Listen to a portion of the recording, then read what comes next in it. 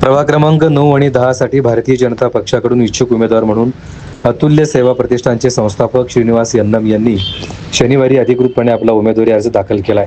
त्यांच्या या निर्णयामुळे प्रभागातील राजकीय वातावरण नवचैतन्य निर्माण झालं असून भाजप कार्यकर्ते आणि नागरिकांमध्ये उत्सुकता वाढली आहे.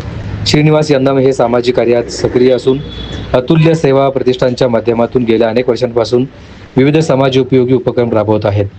गरजू घटकांना मदत, आरोग्य शिबिरे, शैक्षणिक सहाय्य, युवक आणि महिलांसाठी विविध उपक्रम अशा अनेक कामांमुळे त्यांनी परिसरात विश्वासार्हता आपली निर्माण केली आहे. सामाजिक बांधिलकी आणि लोकांशी थेट संवाद ही त्यांची कार्यपद्धती असल्याने त्यांना सर्वसामान्य नागरिकांचा मोठा पाठिंबा मिळत आहे.